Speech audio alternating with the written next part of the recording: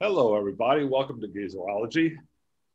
Uh, that's Bob there in Missouri. I'm Scott in Florida. I'm not actually at Abbey Road, but that's Abbey Road behind me, thanks to Amazon.com. Find the greatest things on Amazon sometimes. And Jeff Bezos just got a little richer. That's exactly. I just put a couple of pennies in Jeff Bezos' pocket. Okay, today we're going to try something a little different with Geezerology on YouTube. Instead of just talking about a specific album today, I've asked Bob to just tell us about three of his favorite live albums. These aren't going to be his absolute favorite live albums necessarily. It'll just be three live albums that he likes a lot or are among his favorites.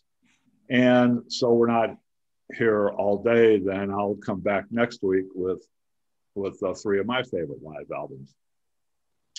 So that's what's on tap for today. But before we get started, Bob, I want to eat a little humble pie. Okay, this is going to be good. I want to follow up on our discussion we had last week of the Humble Pie live album. If you'll recall, I just did not like that album at all, and I said, no, I want nothing to do with Humble Pie. These guys suck. This is terrible. And at the end of the discussion, I told Bob that, you know what, I'll go listen to a couple of the studio albums by Humble Pie, and I'll report back and let you know what I find. And over the last couple of days, I started out by listening to Smokin', which is a follow-up from the live album, correct? It was the first one that they recorded without Peter Frampton, which was just a straight studio album. And it was actually their biggest selling album of their career, I believe, if I remember correctly. Anyway, I listened to Smokin', and I thought, you know, this isn't bad. This isn't bad. It's still not the kind of stuff that I've ever been a big fan of, or probably will never be a big fan of. But Smokin' was pretty good. It has their hit single "30 Days in the Hole," which is the centerpiece of that album. And but the thing that struck me about it was that there was a little bit of depth there. You know, the live album that we talked about, it was just, I just thought it was just straight out, just Steve Marriott just showing off, basically. You know, I didn't think there was much going on there, but I was impressed by Smokin'. I thought, well, this is okay. But then Bob suggested that I listen to Eat It, which is the album after, the double album after Smokin'. I thought, you know, I don't want to take the time to go through a double album. So I decided to do Smokin'. But after I thought, well, Smokin', that's okay. So I went and listened to Eat It, and I liked Eat It a lot. There's a lot of soul on that record. Yes, there is. Know? And it showed me. It just told me that, you know, that Humble Pie and Steve Marriott was not just a one-trick pony. Like I got the impression from listening to the live album.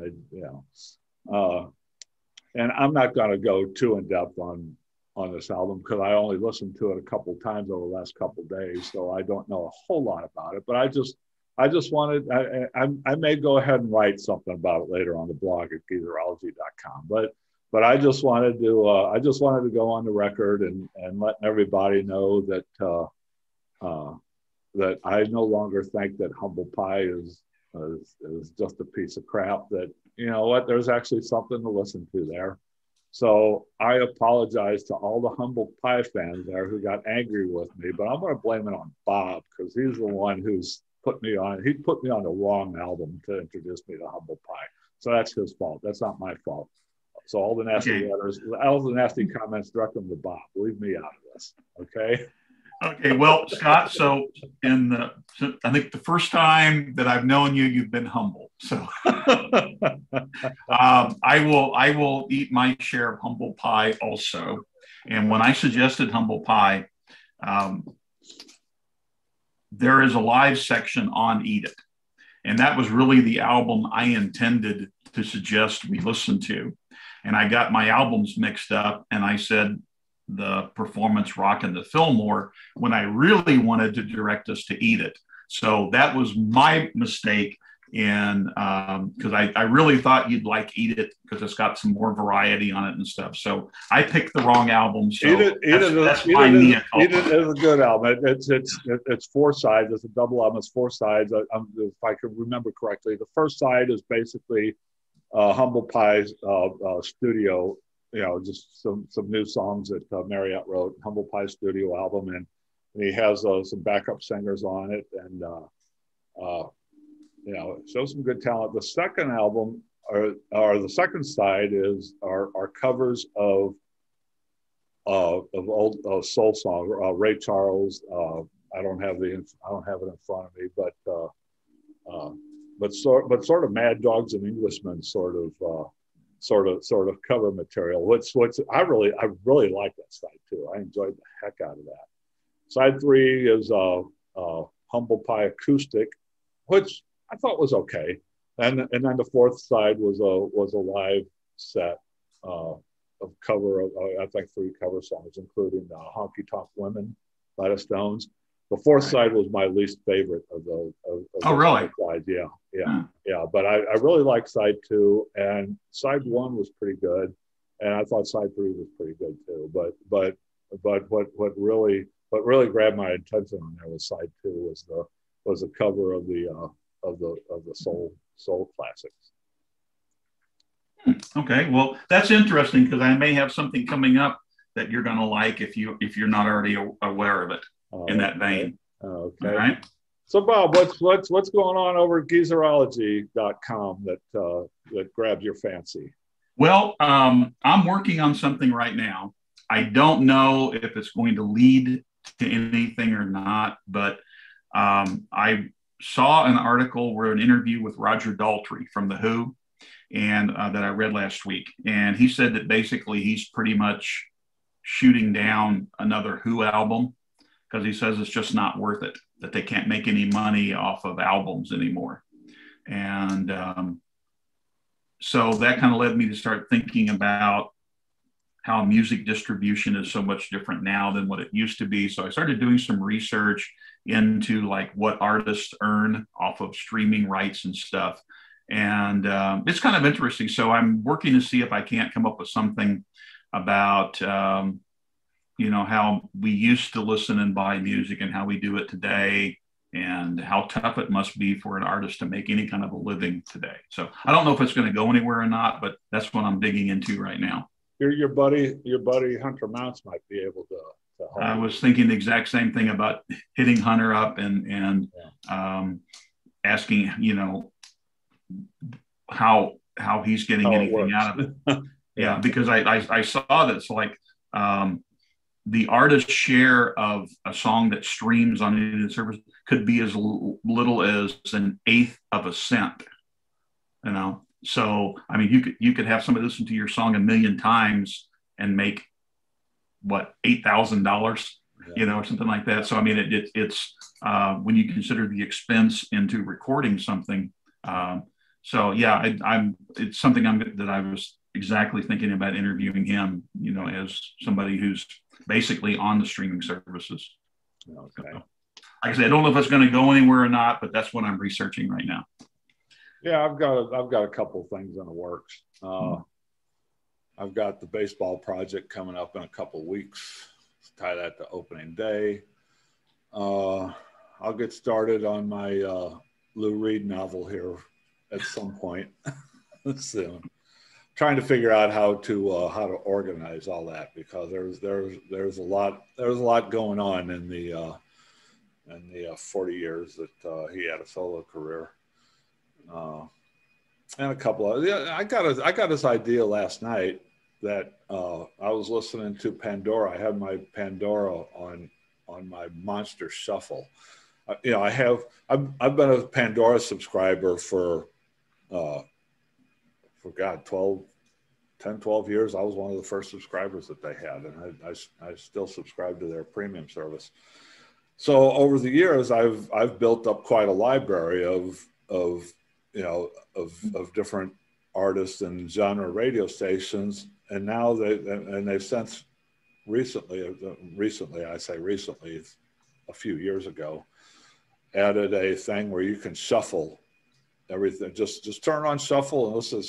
And listen to everything in your, and it pulls randomly things out of your library, and so now I turn on Pandora. I never know what the heck it's got to throw at me, and I love it. I'll leave it on for hours. Most of the stuff I know, most of the stuff I like, because it's based on things I put up. But I put it on shuffle, and it just throws stuff at me.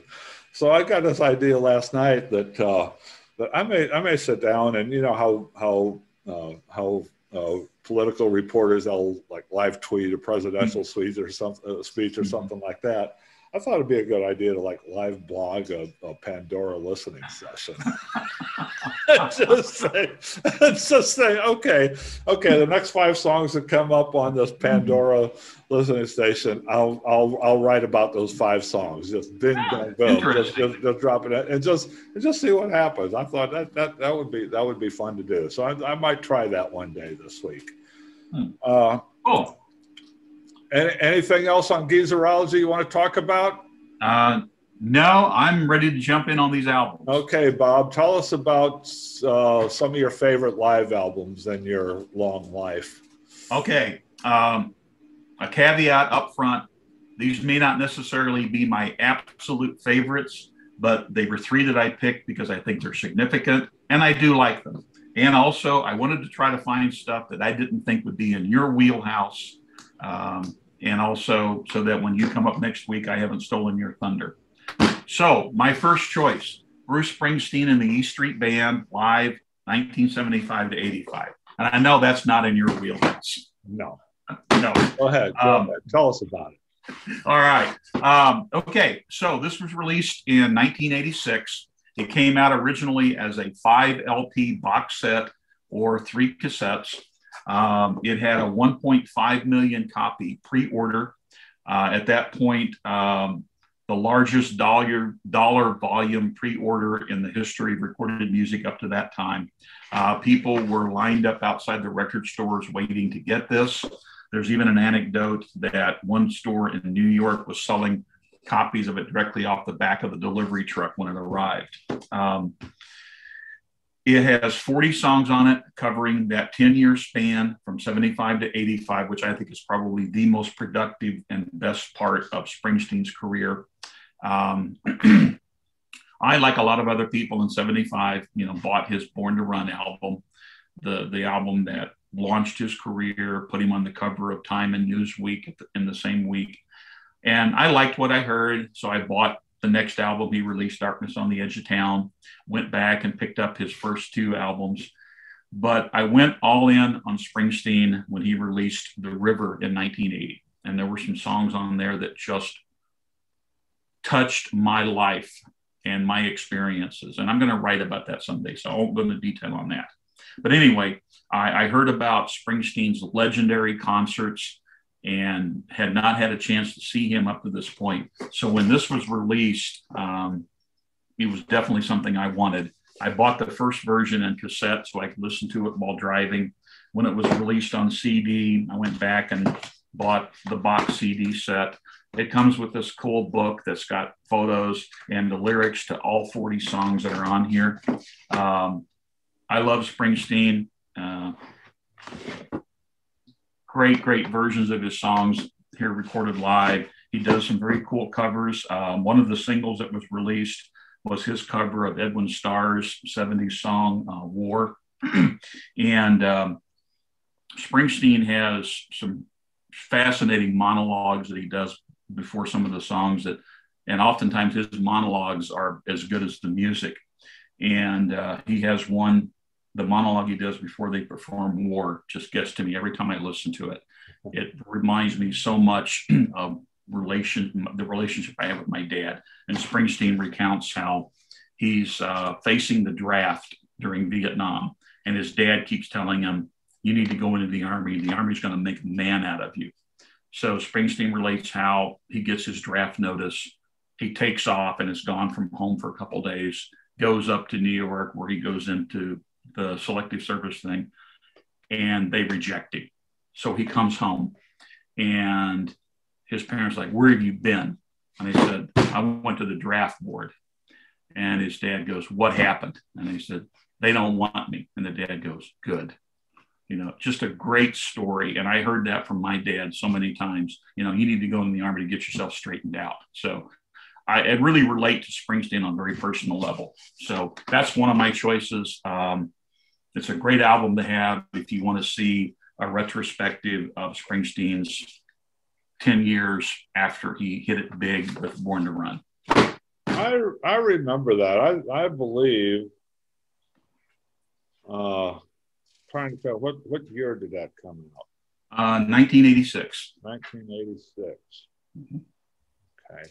I kind of remember hearing some of that. That might have been, I don't remember, but I remember when I came out. That was like one of the first box sets that ever happened. Now we have box. Now everybody puts out box sets. Everybody puts out multiple box sets. Big stars, small stars, whoever. But I remember that was one of the first ones. And him and I don't, maybe Dylan started putting his out then about that time, right? I mean, Dylan's put out several of them, but how many you bought that on cassette? My first purchase was on cassette. And initially you got it either as a 5 LP set or 3 cassettes. And then, so my first time buying it was on cassette, like I say, so I wanted to listen to it, you know, while traveling and stuff. And then when it came out on CD, I went back and picked up the CD versions of it, which is what I have here. Yeah. A 5 LP issue was quite a departure for that time. Oh yeah, well, that was unheard of at that time. I remember that was big. That was big news. I remember when it came out. Yeah. Like nobody had heard anything like this. So depending on how you like, the Record Industry Association of America has a tendency to, if you have a double or triple album set or whatever, they count each album in the set as an individual sale. So if you count the 5 LPs in it and the number of copies sold, according to the RIAA, it went platinum 13 times over. Oh, so if I bought the 5 LP set, as far as the RIAA is concerned, I bought 5 albums. Is that what you're saying? Correct. Okay. Yes. Yeah. But it actually sold something like a little over 4 million units. Yeah. But the way they recorded that was 20 million albums. You know, so dependent. You know, statistics don't lie, but liars use statistics. Right. Well, back in those days, albums were, an LP was probably, I don't know, what, $6, something like that. Yeah, I don't remember what I paid for it the first time around, but it was, you know, it was a good chunk of change. So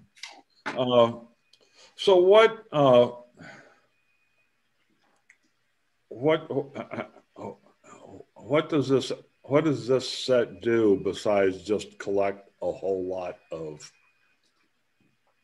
material? I mean, was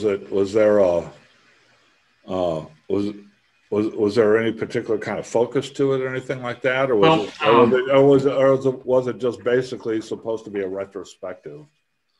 A retrospective of what he had done from the beginning up until 85. There were selections here from all of his albums, and then, like I say, some covers. And the one criticism from the album that some people had was that he included too much material from the most recent albums, that he had released. Some critics would have liked to have seen him do deeper cuts and things like that. Mm-hmm. What it really does is it gives you a great retrospective of some of the best material from all of the albums up to that point. Plus, it gives you a feel for what it's like to be at a Springsteen show. one, the extended versions of the songs, and Springsteen is famous for how meticulous he is on his shows, legendary sound checks and all of that. And the first time I finally got to see Springsteen, like I say, it's as mesmerizing to listen to him do his monologues almost as much as it is his music. He's a great, great storyteller.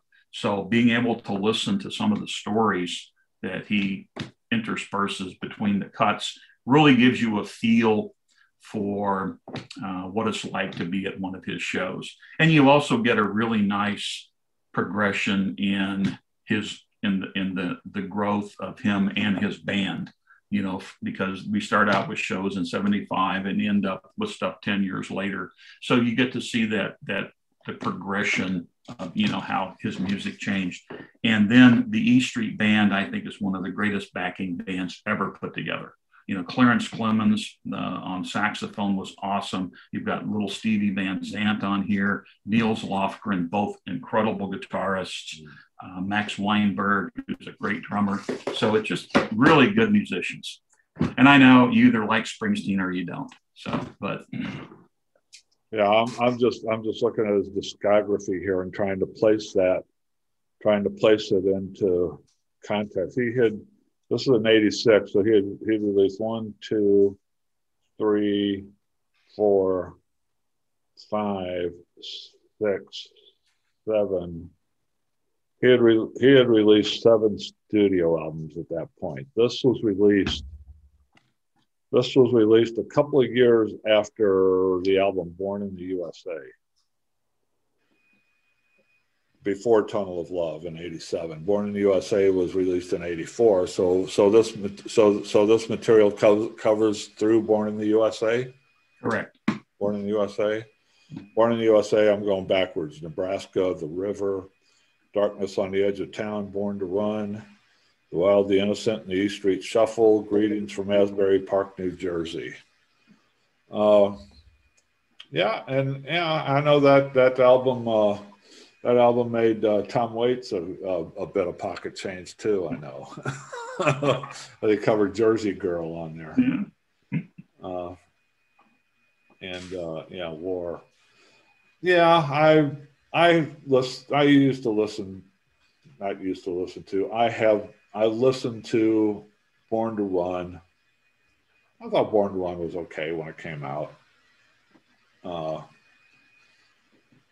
And I actually picked up Greetings from Asbury Park, New Jersey back in the day, but I never listened to that one too much. Yeah, I just never got excited about him. I remember though, back in the day, you used to listen to him a lot. And that's where I heard most of my Springsteen was just for me being in the same room as you when you on the days that you had control of the stereo equipment. Right? And that's how I got exposed to Velvet Underground. So we tortured each other. What's next? All right, next, The Who live at Leeds. Mm-hmm. And I got introduced to this album in high school by a buddy of mine. We listened to it over at his house, and it just blew me away. I think this is what hard rock is supposed to sound like. And at the time when I heard this, my only source of music was a little portable cassette player that I had that had a built-in radio in it. And I would sit and listen to radio stations with my finger poised on the record button to try to get stuff off the radio. So when I heard this, I taped it from my buddy. We took his speakers, set them up facing each other on the top of his dresser, and I put my mono cassette microphone in between the two speakers, and I recorded this, and that's what I listened to for a long time until I finally got my own stereo system, and I went out and bought the album. And I purchased this in the early 70s, still have it. The album is also well known for all of the little filler material they gave you. They gave you copies of different, like how the song lyrics, how they were originally written, gave you different contracts. There was a copy in here of The Who's contract for performing at Woodstock. So you had all those little neat things put in here. This is the first live album the band ever did, the only live album that they did when all 4 original members were still alive and functioning.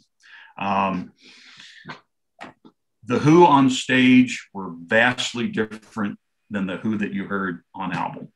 And the band wanted to capture that and put it out. And it's reported that Townsend wanted to do a live album because following Tommy, he called Tommy high art, and he wanted to get back to being a rock band. So he wanted to do a live album. They finished an American tour. They had all of the concert tapes. Townsend decided, I don't want to take the time to listen to all that. He ordered the tapes burned, and they set up 2 concerts in England specifically to tape to make a live album. They were back-to-back shows. This one, February 14th, 1970, they recorded a concert at Leeds University. The following day, they did a second show at Hull City in England. Excuse me. And so Townsend then created the album from the live show at the university. It was originally supposed to have been a 2-album set, but he cut it down to 1 album only. And there are only 6 songs on the album. The 4 cuts on side 1. There are 3 covers of old rock and roll songs. Summertime Blues. Yeah, that's one I know. Yeah. Young Man Blues and Shakin' All Over. And then 1 original song substitute. Side 2 has 2 cuts, a 15-minute version of My Generation that's got some other Who stuff in there as a medley, plus some musical improvisations, and then an extended version of Magic Bus. And this showcases this band with all of their capabilities. You've got Townsend's incredible windmill guitar work, Daltrey's powerful vocals, John Entwistle, who stood there on the stage like a statue, but just did these incredible bass runs. And then, what can you say about Keith Moon? Maybe one of the greatest rock drummers ever. So, to me is the epitome of what a hard rock band should sound like. I love the album. It's hailed by critics as maybe one of the greatest live recordings ever. The album has been re-released, the 40th anniversary edition that they did on CD. They included the entire Leeds concert, and they also included the entire Hull City concert. And both of those shows featured most of the music from Tommy. So you can hear almost the entirety of the Tommy thing on both of those shows. So that's, one other little interesting tidbit. They intentionally designed the cover to make it look like a bootleg record. So anyway, that's one of my other picks for a live album. Yeah, I remember when I was that came out when I was in high school. I had a couple of friends who loved that album. I used to hear it a lot back then. But yeah, what was the choice? I know that recently I've read there's been over time, but recently you said they just came out with box sets of like both of those shows in their entirety or most of their entirety. Not being a fan, so I don't know. I just know that that a lot of people have criticized the choice of the original album, that the music that's on the original album, the Live at Leeds album, was not really the best of the material from those 2 shows. And is there anything to that, or is that just people being cranky? And I think it's people being cranky. From the research that I did after I decided to pick this to be one of the things that highlights, is apparently from the show at Hull City, there was a recording issue, and a lot of the bass did not get picked up on the recording. So that was why they didn't use anything from the Hull City show. So when they did the 40th anniversary packaging, they did have to do some overdubbing, to put in the bass and stuff on that show. And from what I gather, Townsend's intent was not to necessarily do a live album of Tommy, which if they released the whole thing, that's what they would have had. Right. He wanted to really, he wanted apparently to show, he wanted to show the hard rock chops of the band. Uh-huh. And like I said earlier, he had, I guess, referred to Tommy as high art, and he wanted to get back to the basics. So I have not listened to the reissued package. So, I know that it's, like I said, it's got the shows all in their entirety. And the other thing was that when they mic'd these shows, they intentionally mic'd it so that you don't hear much in the way of audience reaction, because they wanted to be focused solely on the music. So I don't know if that has anything to do with people's reaction to it. I know there's more live Who stuff out there now, that's been packaged. Right. So, and I have heard bits and pieces here and there, but I haven't listened to any extensive Who live recordings besides this to know if it's any better or not. I just know that it captivated me back in the day, and I went on to Apple Music and listened to it, before we did this show, and I still like it. Yeah, my recollection of it is, and again, it's like I used to hear it quite a bit in bits and pieces, 50 years ago. And I don't know if I've ever listened to that album once or twice since then, but as I recall, it was pretty raw, cut to the bone. Very much, yes. Stuff. Yeah, I recall. I remember it being some pretty raw rock and roll, pretty raw rock. And number three. All right. Well, since you liked the soul part of Humble Pie, you may like this. I don't know if you're familiar with this band or not, but it's Little Feat, Waiting for Columbus. I've heard of Little Feat, but that's as far as my experience with them. Okay. So this was one of their bigger selling albums. They had done several albums before releasing this. Great critical acclaim, not necessarily just burning up the sales charts, but enough that the record company kept letting them go. Waiting for Columbus was recorded in 1977 during a series of shows, was released, I believe, in 78. And then it has 17 cuts on the album, and quite a few of the band's well-known songs get reworked. They get some extended versions on here. The album features the horn section from Tower of Power joining them on stage. It's got some guest appearances from Michael McDonald and Patrick Simmons of the Doobie Brothers. And Mick Taylor does some slide guitar work. Mick Taylor was formerly with the Rolling Stones. Little Feat, they're hard to pin down on their musical genre. They have a lot of different elements in there, very eclectic. They mix like swamp pop, rock and roll, blues, boogie, country, soul, New Orleans rhythm and blues. All of that comes out on this album. It's just incredibly fun to listen to. Tap your feet to it. You can dance to it. Lowell George, who was at this point the front man and leader of the band, was a very eclectic songwriter. He and the bass player Roy Estrada came out of Frank Zappa's Mothers of Invention. And in fact, Zappa gave them the band's blessing and helped them get, their recording contract. A lot of people mistakenly think of them as a Southern band, and they do have some of those elements in there. But, these people were all from LA. And like I say, they played with Zappa. So that kind of takes the Southern rock element out of it. But, excuse me, just a great, great album. And if you liked the soul kind of stuff from Humble Pie, I think you'd really like this. For example, like Dixie Chicken, one of their more well-known songs. They have an extended piano solo in here. They've got some Dixieland horn stuff in here. They've got a dual guitar thing going on toward the end. Just a lot of fun music coming from the stage.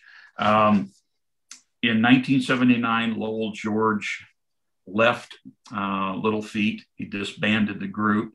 They were wanting to be a little jazzier than he wanted to do. So he struck off on a solo career, released one solo album, and then fortunately died of a heart attack at age 39. In the 1980s, the band reformed with Craig Fuller, ironically from Pure Prairie League, as their new frontman, and had a second good career. And Fuller managed to be close enough to Lowell George in vocal style that they were able to carry on. And then Fuller eventually left and went back to Pure Prairie League when it reformed. And then the band, Little Feat, reformed a third time, this time featuring a female blues vocalist. So they've had three distinct careers. They've lasted pretty much for like 40 some odd years. A couple of the original members now have passed away, but Little Feat had a really good run. But this is from their Lowell George period, and just a fun album. I highly recommend it. Okay. Yeah, I would be coming at that completely from scratch. I know nothing about Little Feat. It's one of those brand names I've heard forever and ever and ever over the years, but I never went past going, oh, Little Feat. I think Little Feat is. I've heard of Lowell George. I knew that Lowell George was a guy who left us all too soon. But yeah, I really know nothing about their music. Maybe I'll check it out this week and report back. I think you may find some stuff on here you like. Okay. Especially with you being an old horn guy. Let me ask you now, knowing what you know now, if you were suggesting to me, pleading with me, say, Scott, please listen to some Little Feat. Is this live album the place I should start with Little Feat? That didn't work with Humble Pie. That would work with Little Feat? Yes. Okay. Because the addition of Tower of Power on here really added an element to the music that you might not necessarily find on the album cuts, and I really liked what Tower of Power added to it, in that horn section, and like I say, doing some Dixieland stuff in there and some New Orleans style gumbo mixed in there, I think really adds an element to the music on this album. Okay. Plus, you're going to find their best songs all here in one place. Got it. Dixie Chicken, Fat Man in the Bathtub, Oh Atlanta, Rocket in My Pocket, Triple Face Boogie. Tripe Face Boogie. Excuse me. Yeah, all the great songs are going to be here, and even Don't Bogart That Joint. One of the original members came out of. Who was that? Who did that on the Easy Rider soundtrack album? It was a group called Fraternity of Man, and one of the original members of Little Feat came out of Fraternity of Man, which is why they do that. Okay, song. And he brought that song with him. He brought the song. Yeah, that was a favorite song on our little Friday night get-togethers. Don't Bogart that joint, my friend. Yeah, I had to explain to one of my millennial daughters what the term Bogart meant. Right. And, it means pass it over, don't hog it. And I had to tell them about that it came from the actor Humphrey Bogart, who always had a cigarette in his mouth. And so. Okay, I have a little bit of an assignment for maybe if not next week, then the following week. It's at some point I will listen to that Little Feat album. And I didn't think I would. I didn't think I'd reel you in on Springsteen, but I think. Yeah, no, I know enough. I know enough about Springsteen that I'm not interested in. And I think Springsteen, to be honest with you. never been a fan. Never been a fan. But it's not because I've never heard him. I mean, I've heard his stuff, and I'm not a fan. So that so that pretty much puts an end to that discussion for me. Yeah. So I will add this. I sat there and I looked at Little Feat Waiting for Columbus and Edgar Winter's White Trash Roadwork. And they have some similar elements, with the horns and stuff. And I figured, Scott's going to like Edgar Winter because I know we went to a show together. So I set that aside and went for Little Feat. We went to a show together? Edgar Winter? Uh-huh. We did. Wow, I don't remember that. Yeah. Yeah, we saw Edgar Winter and Leon Russell together in Springfield. Oh, okay. You know what? I have no memory of Edgar Winter. I remember the Leon Russell show. I mean, that was a good show, and I still do remember that. But I had no memory that Edgar Winter was part of that show. Okay. So if he was there at that show, I do remember that show. I just don't remember the Edgar Winter part of it. So perhaps, Scott, you did a little bit too much bogarting back in the day. No, it was a long Memory time cells ago. are gone. A long time ago. I mean, there are only so many things that you can. There's only so much space in the closet in that brain to hold on to. So, ghost crowd, the young child's fragile eggshell mind. Somebody actually told me. Somebody insisted to me a while back that I saw Three Dog Night in concert. I said, "You're out of your tree. I would never gone to a Three Dog Night." And then I figured out what it was. I did see Three Dog Night in concert. I did specifically pay to go see a concert for Three Dog Night, but I went there because the opening act was T-Rex, and I went there to see T-Rex.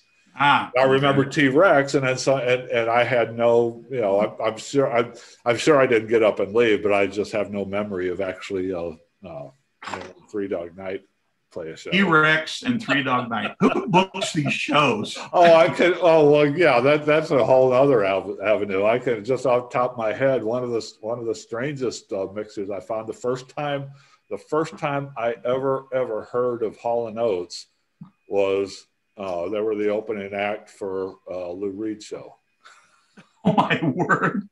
Yeah, 1974. It was Reed was on his Sally Can't Dance tour, and Hall & Oates was the opening act. They had just that was before they became stars. They had just released one or two albums, and they were out trying to sell a couple albums. Yeah.